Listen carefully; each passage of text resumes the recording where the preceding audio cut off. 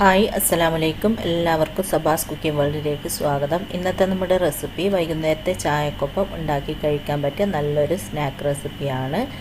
ചോറ് വെക്കുന്ന അരിയും വെല്ലവും ഉണ്ടെങ്കിൽ വളരെ എളുപ്പത്തിൽ ഉണ്ടാക്കാം ഈ ഒരു സ്നാക്ക്. ഇതുണ്ടാക്കിയാൽ നമുക്ക് ഒരാഴ്ച വരെ പിന്നെ ചായക്കടി നോക്കണ്ട. ഒരെണ്ണം മതിയാവും ഒരു ദിവസം ചായക്ക് കഴിക്കാൻ. അപ്പോൾ നമുക്ക് നോക്കാം എങ്ങനെയാണ് ഇത് ഉണ്ടാക്കുന്നതെന്ന്. അതിനു മുമ്പായിട്ട് ചാനൽ ആരെങ്കിലും സബ്സ്ക്രൈബ് ചെയ്യാതെ കാണുന്നുണ്ടെങ്കിൽ പ്ലീസ് ഒന്ന് സബ്സ്ക്രൈബ് ചെയ്ത് സപ്പോർട്ട് ചെയ്യണേ. അതിനുശേഷം തൊട്ടടുത്തൊരു കുഞ്ഞു ബെല്ലൈക്കണും കൂടെ കാണും. അതൊന്ന് മറക്കാതെ ക്ലിക്ക് ചെയ്ത് കഴിഞ്ഞാൽ ഞാൻ അപ്ലോഡ് ചെയ്യുന്ന പുതിയ വീഡിയോസൊക്കെ ഉടൻ തന്നെ നിങ്ങൾക്ക് നോട്ടിഫിക്കേഷൻസ് ആയിട്ട് കിട്ടും. അപ്പോൾ നമുക്ക് വേഗം തന്നെ എങ്ങനെയാണ് ഈ ഒരു സ്നാക്ക് റെഡിയാക്കുന്നതെന്ന് നോക്കാം. ആദ്യം തന്നെ ഞാനിതാ ഇതുപോലൊരു ബൗൾ എടുത്തിട്ടുണ്ട്. അതിലേക്ക് 2 കപ്പ് അരി ഇട്ട് കൊടുക്കാം. ഞാൻ മട്ട റൈസാണ് എടുത്തിട്ടുള്ളത്.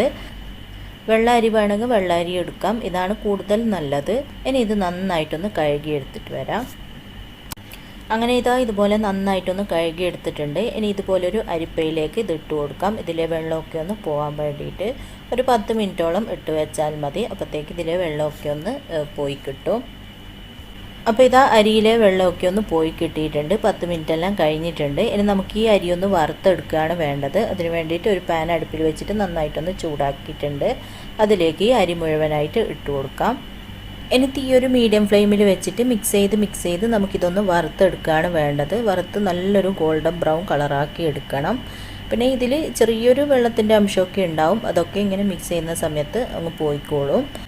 പിന്നെ തീ കൂട്ടി വെച്ച് വറുക്കരുത്. തീ ഒരു മീഡിയം ഫ്ലെയിമിൽ തന്നെ വെച്ചിട്ട് വറുക്കുക.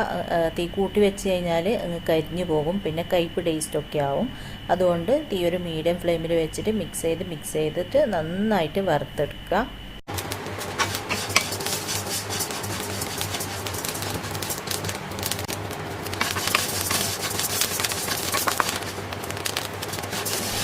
അപ്പോൾ മിക്സ് ചെയ്ത് അരി നന്നായിട്ട് വറുത്ത് ഗോൾഡൻ ബ്രൗൺ കളറായി വന്നിട്ടുണ്ട്. ഈ ഒരു കളറാകുന്നത് വരെ നന്നായിട്ട് വറുത്ത് കൊടുക്കുക. ഇതുപോലെ അരി പൊട്ടുന്ന ഒച്ചയെല്ലാം കേൾക്കും. അങ്ങനെ എല്ലാ അരിയും പൊട്ടി നന്നായി വറുത്ത് ഇതുപോലെ നല്ലൊരു കളറാക്കി എടുക്കുക. ഇനി നമുക്ക് അടുപ്പ് ഓഫാക്കിയതിന് ശേഷം ഇതൊന്ന് ചൂട് പോകാനായിട്ട് മറ്റൊരു പ്ലേറ്റിലേക്ക് മാറ്റാം. അതിന് വേണ്ടിയിട്ട് ഇതുപോലൊരു പ്ലേറ്റ് എടുത്തിട്ടുണ്ട്. അത്യാവശ്യം കുറച്ച് വലിയ പ്ലേറ്റ് തന്നെ എടുക്കുക. അതിലേക്ക് നമ്മൾ വറുത്ത അരിയിട്ട് കൊടുക്കാം. ഇനി ഒരു കയ്യിൽ വെച്ചിട്ട് ഇതുപോലെ ഒന്ന് പരത്തിയിട്ട് കൊടുക്കാം. വേഗം ചൂട് പോകാൻ വേണ്ടിയിട്ട് നന്നായിട്ട് ചൂട് പോകണം. അതിനുശേഷം നമുക്കിത് പൊടിച്ചെടുക്കാനുള്ളതാണ്. അരി ചൂടൊക്കെ പോകുന്ന സമയം കൊണ്ട് നമുക്ക് ശർക്കരയൊന്ന് മെൽറ്റാക്കി എടുക്കണം. അതിന് വേണ്ടിയിട്ട് അടുപ്പത്ത് ഇതുപോലൊരു പാത്രം വെച്ച് കൊടുത്തിട്ടുണ്ട്. അതിലേക്ക് 270 ഗ്രാം ശർക്കര ഇട്ട് കൊടുക്കാം. 4 അച്ച് ശർക്കരയാണ് എടുത്തത്. അത് 270 ഗ്രാമാണ് ഉള്ളത്. 250 മുതൽ 300 ഗ്രാം വരെ ശർക്കര നമുക്ക് ഇതിന് വേണ്ടിയിട്ട് എടുക്കാം. മധുരമൊക്കെ നിങ്ങളുടെ ഇഷ്ടത്തിനനുസരിച്ചിട്ട് എടുക്കുക. ഇനി ഇതിലേക്ക് ഒരു 3/4 കപ്പ് വെള്ളവും കൂടെ ഒഴിച്ചിട്ട് അടുപ്പ് ഓൺ ചെയ്തിട്ട് നമുക്കിത് നന്നായിട്ടൊന്ന് മെൽറ്റാക്കി എടുക്കാം. അപ്പോൾ ശർക്കരയൊക്കെ നന്നായിട്ട് മെൽറ്റായിട്ടുണ്ട്. ഈ ഒരു രീതിയിൽ നന്നായിട്ട് മെൽറ്റാക്കി എടുക്കുക.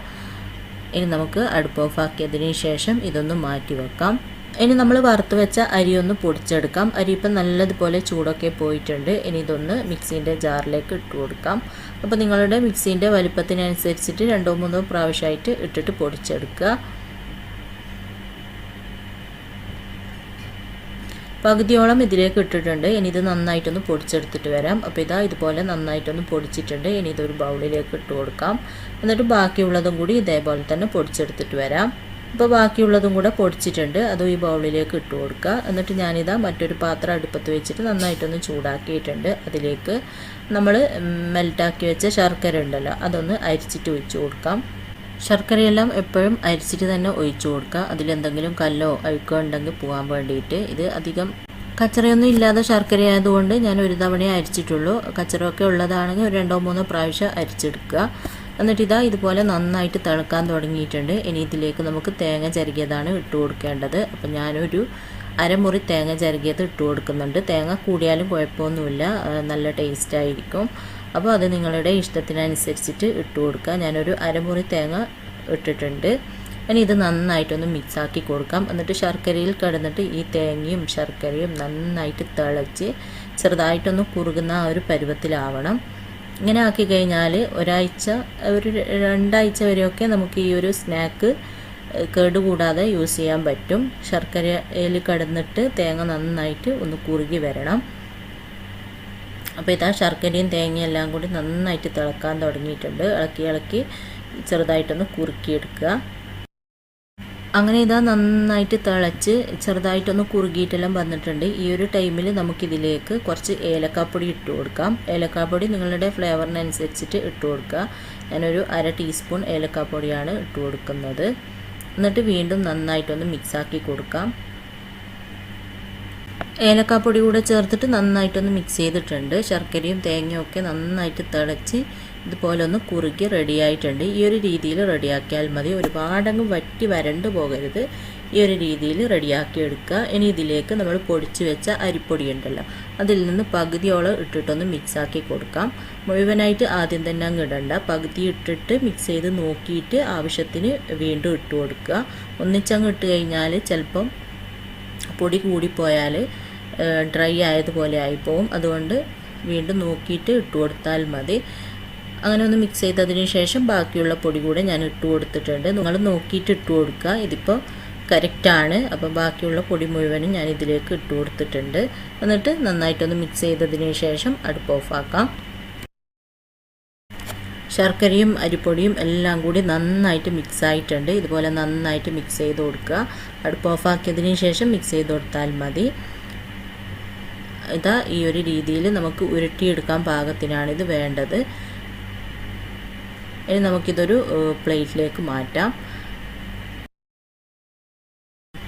അങ്ങനെ ഇതുപോലെ പ്ലേറ്റിലേക്ക് മാറ്റിയിട്ടുണ്ട്. ഇനി ചൂടോടെ തന്നെ നമുക്കിത് ഉരുട്ടിയെടുക്കാം. അധികം ചൂട് പോകാനായിട്ട് വെയിറ്റ് ചെയ്യണ്ട. അങ്ങനെയാകുമ്പോൾ നമുക്കിത് ശരിക്കും അങ്ങ് ഉരുട്ടിയെടുക്കാൻ പറ്റൂല. അതുകൊണ്ട് നമുക്ക് കയ്യിൽ എടുത്തിട്ട് ഉരുട്ടാൻ പാകത്തിനുള്ള ചൂടാവുമ്പോൾ പെട്ടെന്ന് തന്നെ അങ്ങ് ഉരുട്ടിയെടുക്കുക. അപ്പോൾ ഇതാ ഒരെണ്ണം ഇതുപോലെ ഉരുട്ടിയെടുത്തിട്ടുണ്ട്. ഇനി കാണാനൊരു ഭംഗിക്ക് വേണ്ടിയിട്ട് വേണമെങ്കിൽ ഇതാ ഇതുപോലെ ഒരു അണ്ടിപ്പരിപ്പ് വെച്ചിട്ട് ഒന്ന് അമർത്തിയതിന് ശേഷം ഒന്ന് ഉരുട്ടി കൊടുത്താൽ മതി. ഞാൻ കുറച്ചെണ്ണത്തിൻ്റെ മുകളിൽ അണ്ടിപ്പരിപ്പ് വെച്ച് ഉരുട്ടിയിട്ടുണ്ട്. എല്ലാത്തിൻ്റെ മുകളിലൊന്നും അണ്ടിപ്പരിപ്പ് വെച്ച് കൊടുത്തിട്ടില്ല. ഇവിടെ അണ്ടിപ്പരിപ്പ് അങ്ങനെ വെച്ച് കഴിക്കുന്നത് അധികം ഇഷ്ടം കുറവാണ്. അതുകൊണ്ട് കുറച്ച് കാണാനൊരു ഭംഗിക്ക് വേണ്ടിയിട്ട് മാത്രം ഞാൻ കുറച്ചെണ്ണത്തിൻ്റെ മുകളിലേ വെച്ചിട്ടുള്ളൂ. അപ്പോൾ ഇതാ ഇതുപോലെ റെഡിയായിട്ടുണ്ട്. ഇനി ബാക്കിയുള്ളത് മുഴുവനും നമുക്കിതുപോലെ റെഡിയാക്കി എടുക്കാം. എല്ലാം ഞാൻ ഇതുപോലെ റെഡിയാക്കി എടുത്തിട്ടുണ്ട്. അങ്ങനെ നല്ല ടേസ്റ്റി ആയിട്ടുള്ള അരിയുണ്ട ഇവിടെ റെഡി ആയിട്ടുണ്ട്.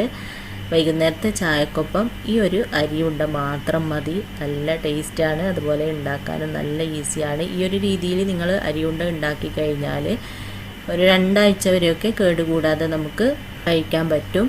ഇങ്ങനെ ശർക്കര പാനിയിൽ തേങ്ങയൊക്കെ ഇട്ട് വിളയിച്ച് കഴിഞ്ഞാൽ അങ്ങനെ വേഗമൊന്നും കേടാവില്ല. അപ്പോൾ നിങ്ങളെല്ലാവരും ഉണ്ടാക്കി നോക്കുക. എന്നിട്ട് ഇഷ്ടമായ അഭിപ്രായം പറയാൻ, ലൈക്ക് ചെയ്യാനും ഷെയർ ചെയ്യാനൊന്നും മറക്കരുത്. എപ്പോഴും പറയുന്നത് പോലെ സബ്സ്ക്രൈബ് ചെയ്യാതെ കാണുന്നുണ്ടെങ്കിൽ സബ്സ്ക്രൈബ് ചെയ്ത് സപ്പോർട്ട് ചെയ്യാനും മറക്കരുത്. അപ്പോൾ ഇൻഷാ അല്ലാഹ് അടുത്ത പുതിയ വീഡിയോ ആയിട്ട് നമുക്ക് വീണ്ടും കാണാം.